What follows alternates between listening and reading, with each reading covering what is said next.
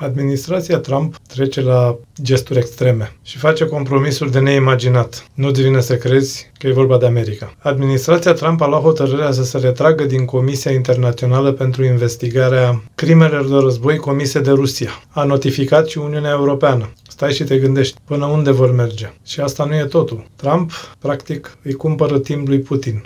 Îl sprijine în tergiversarea procesului de încetare a focului. Putin zice că ar fi o idee, că trebuie să mai discute, zilele trec, războiul merge. Oameni sunt uciși, cei mai mulți dintre ei nevinovați. Armata ucrainiană a fost, practic, legată de mâini în perioada în care n-a primit ajutoarele americane, care au fost, practic, puse în lucru de către Biden. Acum le primesc, însă n-au mai primit rachetele ATACMS. Și de parcă asta n-ar fi de ajuns, Statele Unite, administrația Trump, au de gând să suspende democrația. Administrația a hotărât să rupă legătura cu agențiile mari de știri. Deocamdată sunt 3 la număr. Când au fost întrebați de ce, răspunsul a fost: nu avem nevoie de știri. Ne facem singuri știrile. Mă tem că democrația în Statele Unite, așa cum o știam, e pe sfârșite. Statele Unite a intrat într-un proces de disoluție ca mare putere. Are de gând să reducă democrația ca să poată investi și forța progresul tehnologic.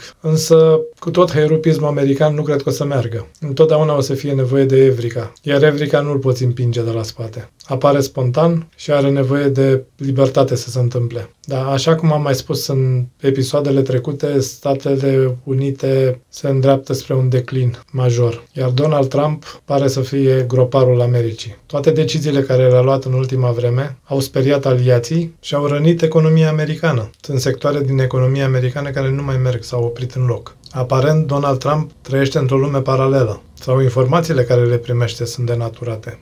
Foarte greu de înțeles ce se întâmplă acolo. Oricum, America după Donald Trump o să fie de nerecunoscut. Și mai mult decât atât, cine o să mai aibă încredere în America? Plus că America, dintotdeauna, în special după 1917, după ce puterea a fost preluată de comuniști în Rusia, a făcut din Rusia un dușman tradițional, Uniunea Sovietică. Acum e o întreagă filozofie vândută populației și de aici nevoia de a nu mai lua știri din repertoriul internațional, că America e o prietenă a Rusiei. Populația trebuie să înghită cu lingurița prietenia cu Rusia. Americanii încep să fie spălați pe creier cu formula "ce băieți buni sunt rușii", ceva de noaptea minții. Însă, ce să mai zicem, suntem într-un labirint emoțional creat de strategi fără emoții, oameni care gândesc la rece, cu foarte mult pragmatism și care nu dau doi bani pe viețile altora. Să sperăm că poporul american se va trezi și îl va opri pe Donald Trump să facă praf democrația. Voi ce părere aveți? Toate cele bune, până la episodul următor.